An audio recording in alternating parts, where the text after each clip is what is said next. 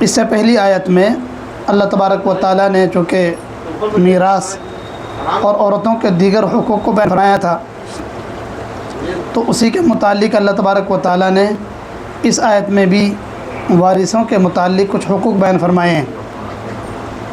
چونکہ پچھلی آیت میں یہ بات اللہ تبارک و تعالیٰ نے فرمائی تھی کہ بعض عورتوں کو یہ شک و شبہ ہو سکتا تھا کہ مرد کے مقابلے میں لڑکیوں کا حصہ سنگل اور لڑکے کو ڈبل کیوں ہیں۔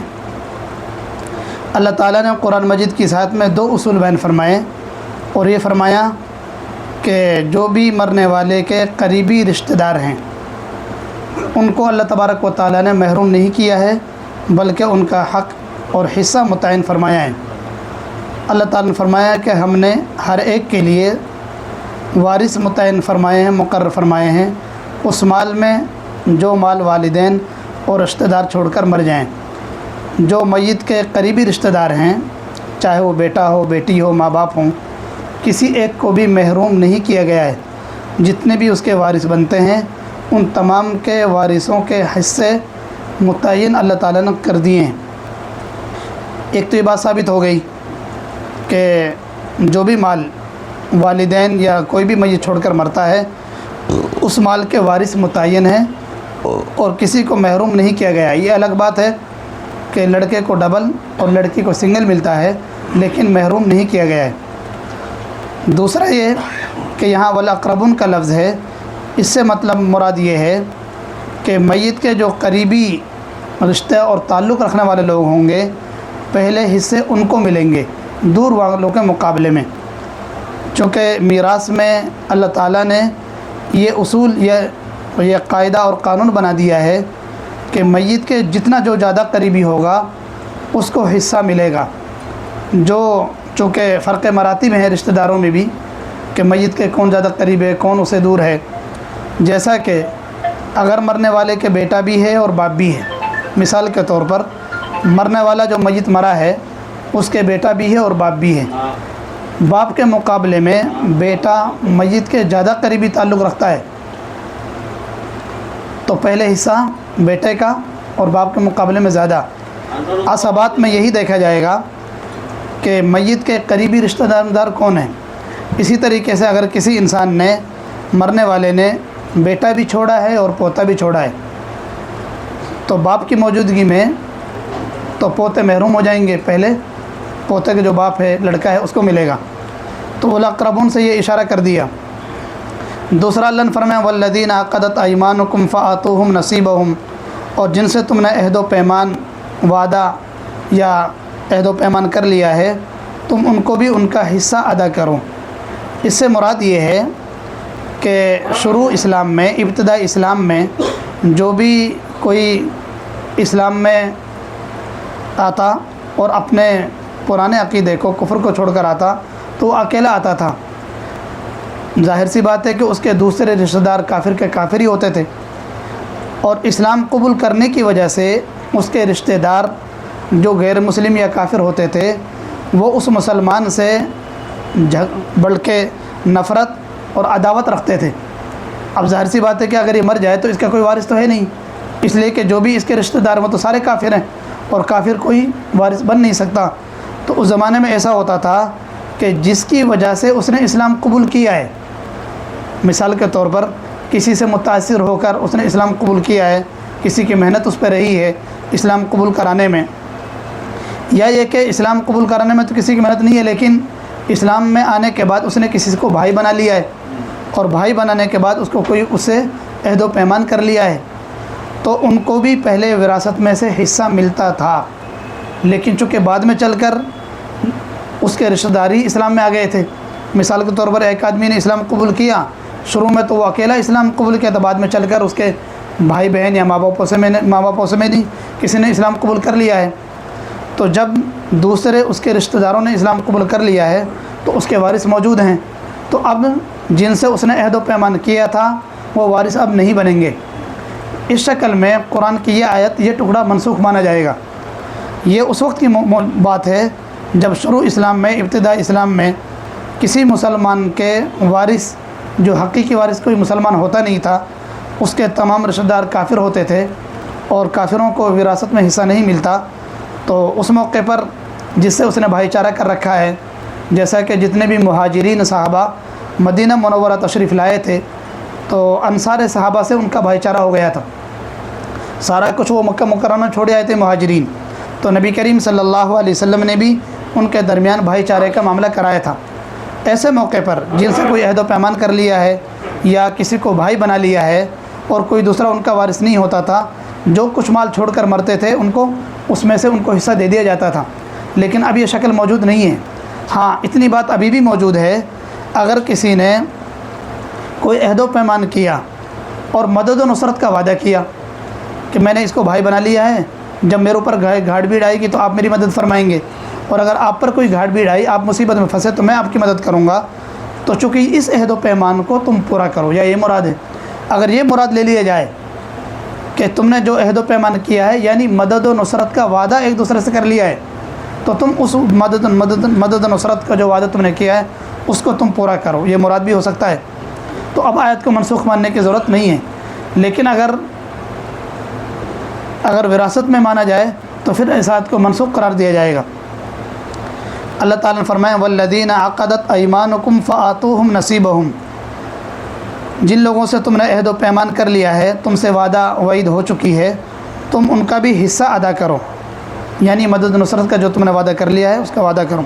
بعض مرتبہ ایسا بھی ہوتا تھا کہ عہد و پیمان اس طریقے پر ہوتا تھا کہ بھئی میرا کوئی رشتہ دار تو مسلمان ہے ہی نہیں، میں تجھے اپنا بھائی بناتا ہوں اور اس شکل میں بھائی بناتا ہوں، اگر مجھ سے کوئی غلطی سرزد ہو جائے اور غلطی ایسی کہ مجھے کچھ دینا پڑے تو اس کا حق آپ ادا کرو گے، یعنی آپ کی ذمہ داری ہوگی۔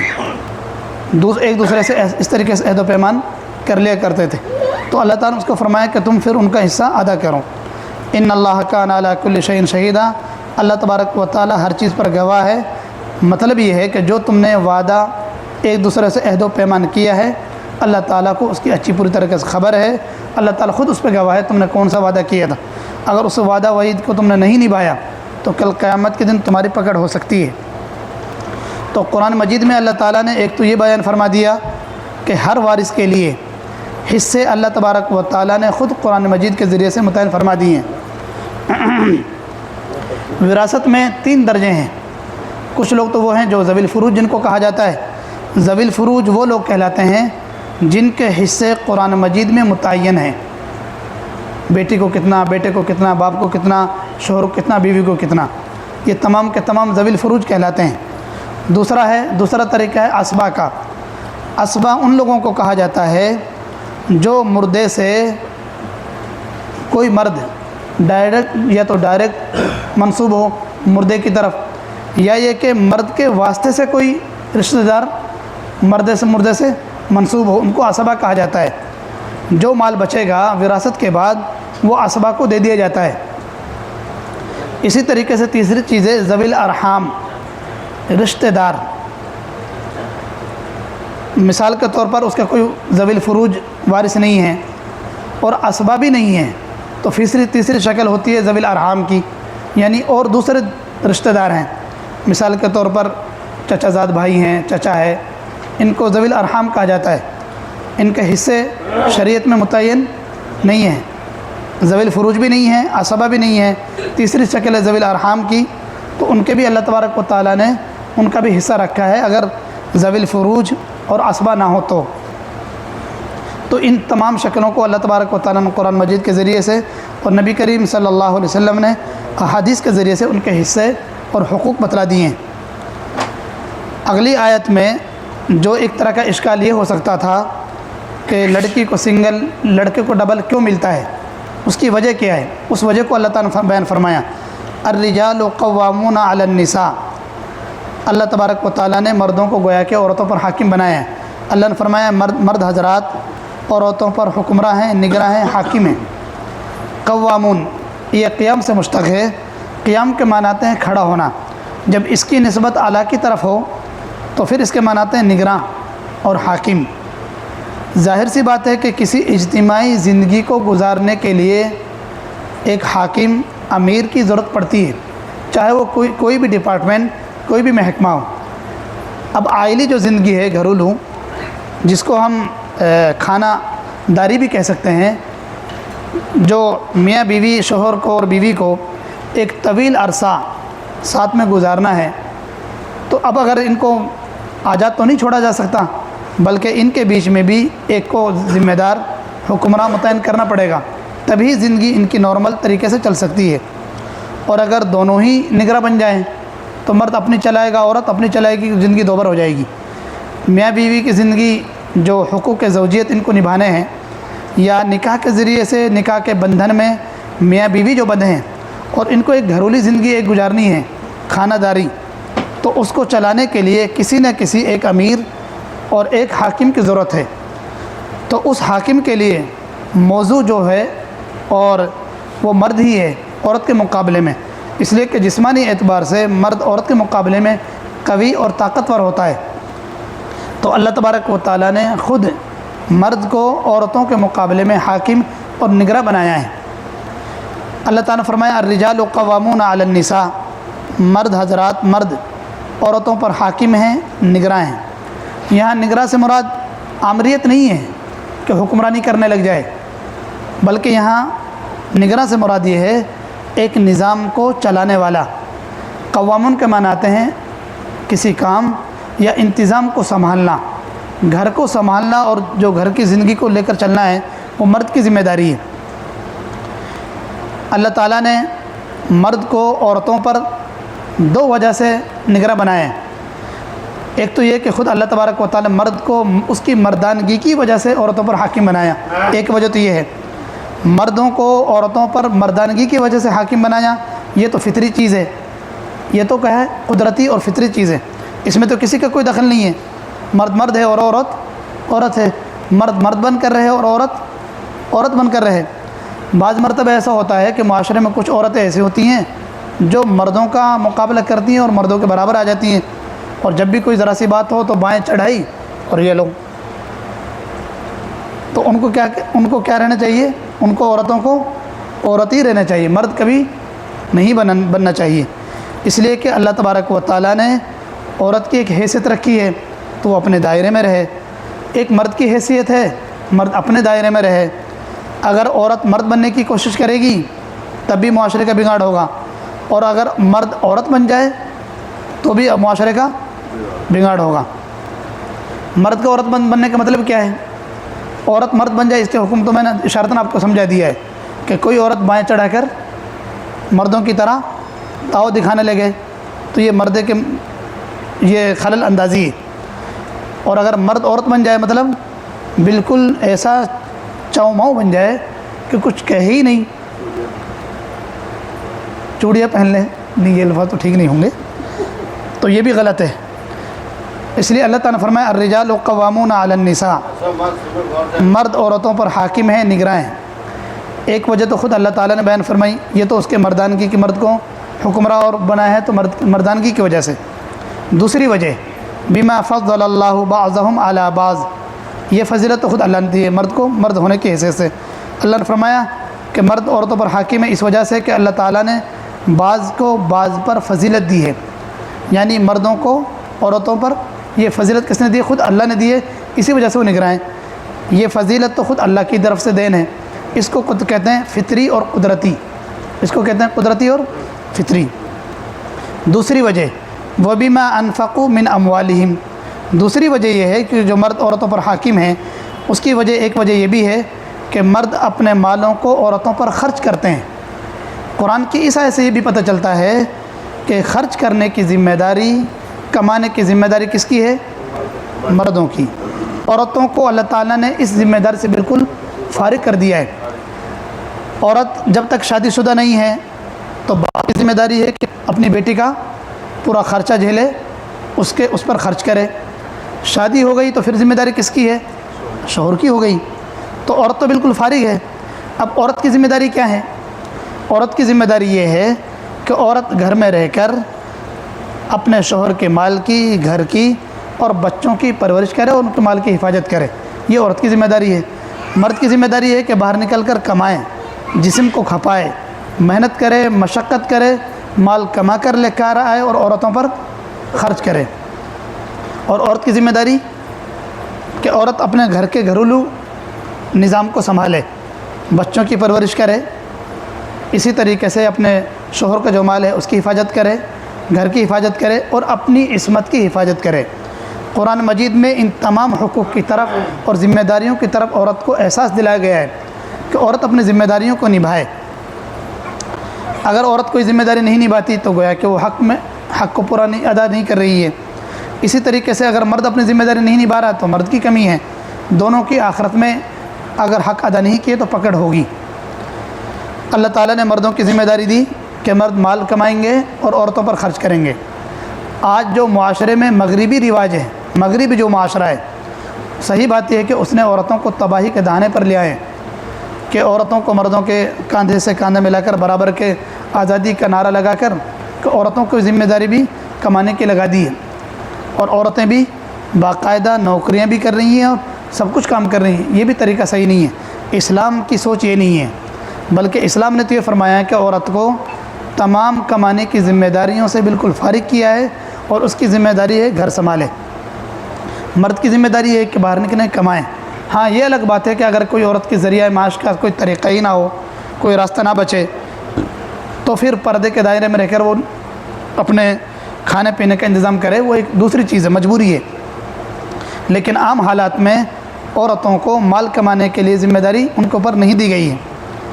اللہ تعالیٰ نے مرد کو فضیلتی اس لیے بخشی ہے کہ مرد باہر جا کر کمائیں گے، چونکہ جسمانی اعتبار سے طاقتور ہیں، وہ کمائیں اور عورتوں پر مال خرچ کریں۔ نبی کریم صلی اللہ علیہ وسلم سے جب کسی صحابی نے پوچھا یا رسول اللہ میرے اوپر میری بیوی کا حق کیا ہے، تو نبی کریم صلی اللہ علیہ وسلم نے بھی یہی ارشاد فرمایا تھا کہ تم اپنی جو تم کھاؤ، جو کھانا اپنی بیویوں کو بھی کھلاؤ، جو تم کپڑا پہنو تو ان کو بھی کپڑا پہناؤ۔ اللہ کے نبی نے آگے یہ بھی فرمایا ان کو گالیاں نہ دو اور ان کو لکڑی وغیرہ سے مارو مت۔ لکڑی وغیرہ سے، ہاتھ سے مارنے کی کہیں نہ کہیں شریعت میں گنجائش ہے اور قرآن کے خود الفاظ یہ بتلاتے ہیں، لیکن پھر بھی نبی کریم صلی اللہ علیہ وسلم نے عورت کو مارنے کو ناپسند فرمایا ہے، عورت کو مارنے کو ناپسند فرمایا ہے۔ لیکن اگر مجبوری ایسی ہو جائے کہ مارنا ہی پڑ جائے تو لکڑی سے مارنے کی اجازت نہیں ہے، ہاتھ سے مارے اور وہ بھی چہرے پر نہ مارے، وہ بھی چہرے پہ نہ مارے۔ اسی طریقے سے عورت کے ہاتھ سے بھی اتنا ایسا مارے کہ کوئی جسم کا ٹکڑا، کوئی جسم کا عضو نہ ٹوٹنے پائے اور کوئی نشان زخم نہ لگے، ہلکی پٹائی۔ اسی طریقے سے کہ عورتوں پر مردوں کے کیا حقوق ہیں، اللہ کے نبی صلی اللہ علیہ وسلم نے فرمایا سب سے بہترین عورت وہ ہے کہ جب مرد اس کی طرف دیکھے تو اپنے مرد کو خوش کر دے۔ کیا فرمایا اللہ کے نبی نے؟ جب شوہر بیوی کی طرف دیکھے تو بیوی اپنے شوہر کو خوش کر دے۔ اسی طریقے سے شوہر کی بیوی اطاعت کرے، فرما برداری کرے، حکم مانے، اور اس کے غائبانہ میں جب شوہر گھر پر نہ ہو تو اپنے شوہر کے مال کی، گھر کی، بال بچوں کی پرورش کرے اور اپنی شرمگاہ کی حفاظت کرے۔ اگر کسی عورت کے اندر یہ خوبیاں ہیں، اللہ کے نبی نے فرمایا کل قیامت کے دن عورت کو یہ کہا جائے گا کہ جنت کے جس دروازے سے چاہے اس دروازے سے داخل ہو جا، اگر کسی عورت نے یہ حق ادا کیا ہے۔ اسی لیے اللہ نے فرمایا فالصالحات قانتات حافظات للغیب بما حفظ اللہ، پس نیک صالح عورتیں، فرما بردار عورتیں، جو شریف عورتیں ہوتی ہیں وہ اپنے شوہر کا حکم مانتی ہیں۔ فالصالحات شریف عورتیں، نیک عورتیں، قانتات اپنے شوہر کی فرما بردار اطاعت گزار ہوتی ہیں، حافظات للغیب شوہر کی غیر موجودگی میں حفاظت کرنے والی ہوتی ہیں اس چیز کی جس کی اللہ تبارک و تعالیٰ نے حفاظت کی ہے۔ مراد کیا ہے؟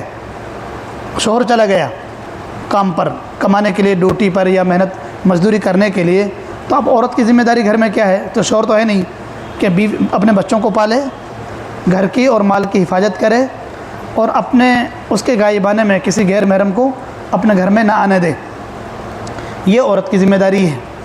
لیکن ہمارے معاشرے میں ایسی عورتیں موجود ہیں، شوہر باہر گیا اور یہ بھی باہر نکل گئی، شوہر کے سامنے آنے سے پہلے پہلے یہ بھی گھر میں آ جائے گی۔ یہ طریقہ بالکل غلط ہے، نامناسب ہے، اسلام کے شرعی حکم کے بالکل خلاف، اس لیے کہ اللہ تعالیٰ تو فرما رہے ہیں تعریف کرتے عورتوں کی، فالصالحات نیکوکار عورتیں، قانتات اپنے شوہر کی فرما بردار ہوتی ہیں، حافظات للغیب شوہر کی غیر موجودگی میں حفاظت کرنے والی ہوتی ہیں، بما حفظ اللہ اس چیز کی جو اس کی اللہ نے حفاظت فرمائی ہے۔ بھئی شوہر گیا عورت کو چھوڑ کر گھر پر، شوہر تو مطمئن ہے نا کہ میں نہیں ہوں گھر پر لیکن میری بیوی موجود ہے، میرے بچوں کی پرورش کرے گی، گھر کی حفاظت کرے گی، میرے مال کی حفاظت کرے گی، اور کس طرح کی کوئی حرکت میری موجودگی میں غیر موجودگی میں وہ گھر سے باہر نہیں نکلے گی۔ اب اگر کوئی عورت شوہر کے جانے کے بعد بازاروں میں گھومے تو گویا کہ یہ اپنے شوہر کے یقین اعتماد کو ٹھیس پہنچا رہی ہے اور اس کے ساتھ ایک طرح کی چیٹنگ کر رہی ہے، یہ بھی چیٹنگ ہے۔ اللہ تعالیٰ نے تو اس کو حافظات کہا، حافظات للغیب شوہر کی غیر موجودگی میں یہ حفاظت کرنے والی ہو گھر کی، تب ہے فرما بردار، بما حفظ اللہ جس کے اللہ نے حفاظت فرمائی۔ قرآن کے اس ٹکڑے نے یہ بھی بتلا دیا اگر کوئی عورت واقعتاً دل سے اپنے شوہر کی فرما بردار ہو، حفاظت کرنے والی ہو، تو اللہ تبارک و تعالیٰ بھی اس کی حفاظت کرنے میں مدد اور نصرت فرمائیں گے، اور اگر کسی کی نیت ہی نہیں ہے تو پھر اللہ تبارک و تعالیٰ بھی حفاظت نہیں کریں گے۔ قرآن نے ٹکڑے نے کیا فرمایا، بما حفظ اللہ اللہ تبارک و تعالیٰ نے جس کی چیز کی حفاظت کی ہے اللہ تبارک و تعالیٰ بھی اس کی مدد فرمائیں گے اگر عورت حفاظت کرنے والی ہے تو۔ اگر اس کی خود کی نیت نہیں ہے اور خود وہ حفاظت نہیں کر رہی تو اللہ تبارک و تعالیٰ بھی حفاظت نہیں کریں گے۔ واللاتی تخافون نشوزہن فاعظوہن وہجروہن اللہ تعالیٰ نے فرمایا ان عورتوں کے بارے میں کہ جن عورتوں کے متعلق ان کے شوہروں کو یہ ڈر ہو، یہ اندیشہ ہو کہ وہ کسی نہ کسی نافرمانی میں مبتلا ہے، کہ ہماری بیویاں ہماری بات نہیں مان رہی، نافرمانی کر رہی ہیں یا شوہر کے مزاج کے خلاف کوئی کام کر رہی ہیں، ان عورتوں کے لیے اللہ تبارک و تعالیٰ نے حکم دیا مردوں کو کہ پہلی بات تو یہ ہے کہ تمہاری عورتیں اگر تمہارے کہے میں نہیں ہیں اور تمہاری نافرمانی کر رہی ہیں تو تم سب سے پہلے ان کو زبانی طور پر نصیحتیں کرو۔ نصیحت کہتے ہیں نرم گفتگو کو، نصیحت کس کو کہتے ہیں؟ نرم گفتگو، بغیر ڈنڈے کے ساتھ سمجھانے کو نہیں کہا جا رہا ہے۔ شروع میں کہہ رہے ہیں فاعظوہن تم ان کو کیا کرو، نصیحت کرو، زبانی طور پر ان کو سمجھاؤ۔ زبانی طور پر سمجھانے کا مطلب یہ ہے قرآن، احادیث، بزرگان دین اور اسی طریقے سے نیکوکار عورتوں کے واقعات سناؤ، ان کو فرما برداری کی یاد دلاؤ، قرآن حدیث سناؤ کہ شوہر حق زوجیت ان کو بتاؤ کہ میاں بیوی کے حقوق کیا ہے، ہو سکتا ہے کہ وہ اس سے سمجھ جائیں۔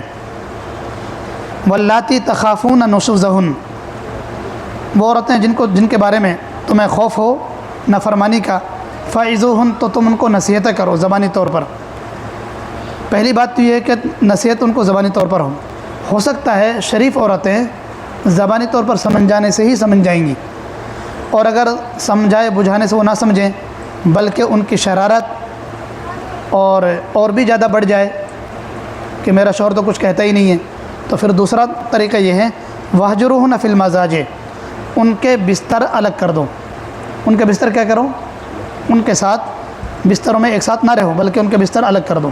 شریف عورتیں اس بات کو کبھی بھی برداشت نہیں کر سکتی کہ ہمارا شوہر ہم سے الگ ہو کر رات گزارے، بلکہ حدیث میں آتا ہے اللہ کے پیغمبر صلی اللہ علیہ وسلم نے حدیث میں ارشاد فرمایا اذا باتت المرأة مہاجرة فراش زوجها لعنتها الملائکة حتى ترجع جو عورت ایک بھی رات اپنے شوہر کے بستر سے الگ ہو کر رات گزارے گی پوری رات فرشتے اس پر لعنت ملامت بھیجیں گے، اللہ تعالیٰ کے معصوم فرشتے اس پر لعنت کرتے ہیں، تو شریف عورت کبھی بھی یہ برداشت نہیں کرے گی۔ تو یہ دوسرا طریقہ ہوا۔ تیسرا طریقہ وضربوہن تم نے بات سے بھی سمجھا لیا پھر بھی عورت نہیں مان رہی، کسی شوہر نے کہا بھائی میرے بغیر موجودگی میں بازاروں مت گھوما کر، گھر سے باہر مت نکلے کر، زبان سے خوب سمجھایا، عورت مان ہی نہیں رہی ہے، تو دوسرا طریقہ اللہ نے کیا فرمایا تھا؟ بستر الگ کر کے دیکھ لو۔ لیکن اور بستر بھی الگ کر کے دیکھ لیا شوہر نے پھر بھی عورت بازاروں میں دندان آ رہی ہے، تو پھر اللہ نے کیا فرمایا؟ بسم اللہ پڑھو اور لٹھ لے لو۔ وضربوہن دیکھو ضرب یضربو کا باب اللہ تعالیٰ نے ایسے موقع کے لیے ہی دیا ہے۔ اللہ تعالیٰ فرمایا وضربوہن تو پھر ان میں تم کیا لگاؤ؟ مار لگاؤ۔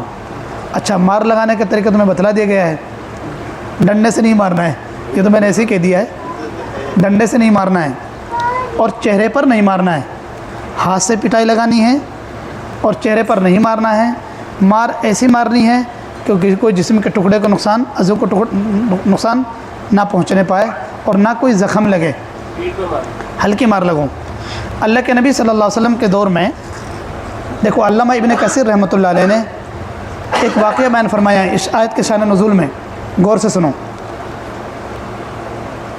اللہ کے نبی صلی اللہ علیہ وسلم کے دور میں ایک صحابی تھے، اس صحابی نے اپنی بیٹی حبیبہ کا نکاح سعد رضی اللہ تعالیٰ عنہ سے کروایا۔ والد صاحب کو مجھے نام یاد نہیں آ رہا ہے، سعد بن ربی، ہاں سعد بن ربی رضی اللہ تعالیٰ عنہ سے ان کا نکاح کرایا ایک صحابی نے، ان کا نام تھا، اس صحابی کا نام زبیر۔ بہرحال اس نے اپنی بیٹی کا نکاح سعد بن ربی سے کرایا، حبیبہ کا۔ دونوں میں کچھ دنوں کے بعد اختلافات ہو گئے، اور اختلاف بھی ایسا ہوا کہ سعد بن ربی نے اپنی بیوی کے چانٹا مار دیا۔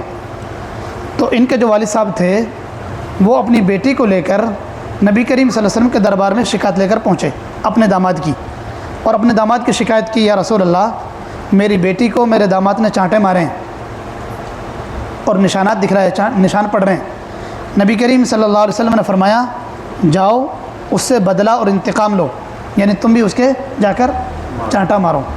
ابھی یہ دونوں راستے میں جا ہی رہے تھے کہ قرآن کی آیتیں نازل ہو گئی، واللاتی تخافون نشوزہن فعظوہن وہجروہن فی المضاجع واضربوہن۔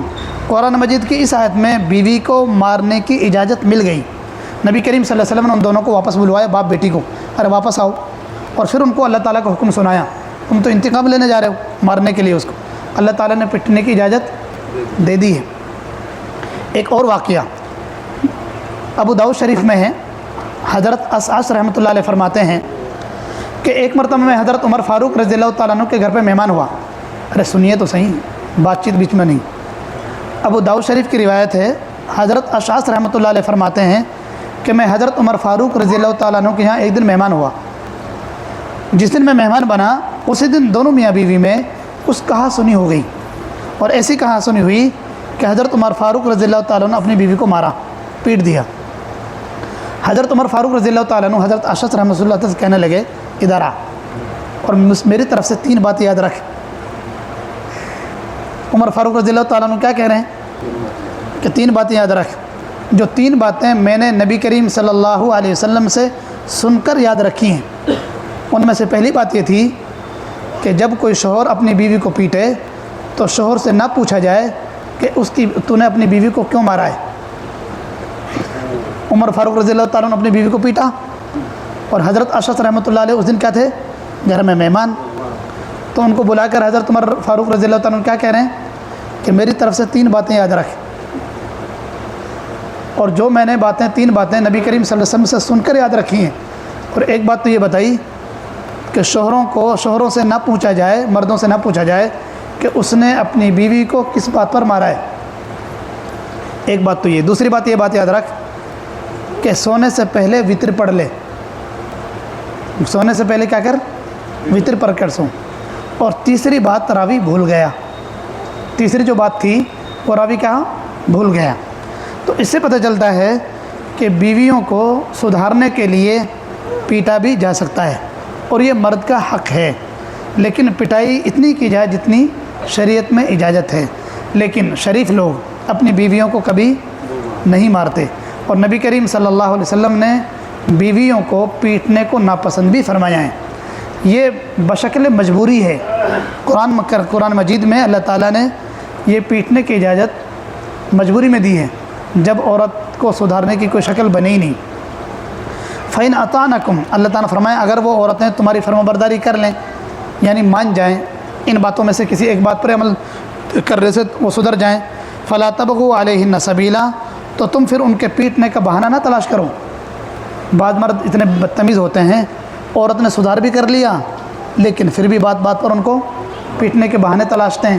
قرآن مجید میں ایسے مردوں کو بھی ڈانٹا ہے، اور کیا فرمایا، فَإِنْ أَطَعْنَكُمْ، اگر وہ عورتیں تمہاری فرمانبرداری کر لیں، بات مان لیں، فَلَا تَبْغُوا عَلَيْهِنَّ سَبِيلًا، تو تم ان کو پیٹنے کے لیے بہانے تلاش نہ کیا کرو، کوئی الزام ان پر کسی طرح کے نہ لگاؤ۔ ان اللہ کان علیٰ کبیرہ، یقیناً اللہ تبارک و تعالیٰ بہت بڑے ہیں اور بلند و بالا ہیں۔ مراد یہ ہے کہ جتنا حق مرد کو عورت پر اللہ تعالیٰ نے خود اللہ نے دیا ہے، حاکم بنایا ہے، اس سے کہیں زیادہ حاکم اللہ تعالیٰ ہے مردوں پر، اور اللہ تعالیٰ بھی مردوں کو ہر غلطی پر کبھی نہیں پکڑتے۔ دیکھو ان اللہ کان علیٰ کبیرہ کی تفسیر میں مفسرین نے کیا فرمایا ہے کہ جس طریقے سے مرد عورت پر حاکم ہے، اس سے کہیں زیادہ بلند و بالا مرتبہ اللہ تعالیٰ کو تمام امت پر اور تمام مخلوق پر حاصل ہے۔ اور جب کوئی انسان گناہ کرتا ہے تو اللہ تعالیٰ فوراً گناہوں پر سزا نہیں دیتے۔ اس کا مطلب یہ ہے اگر عورت سے کوئی غلطی ہو جائے تو مرد کو بھی فوراً عورت کو سزا نہیں دینی چاہیے۔ سمجھ گئے نا؟ تو یہ باتیں عمل کرنے کی ہیں۔ اللہ تعالیٰ ہم سب کو عمل کی توفیق عطا فرمائے۔ کن باتوں کو مان سکتے ہیں؟ چھوٹی موٹی گھر کی سبزی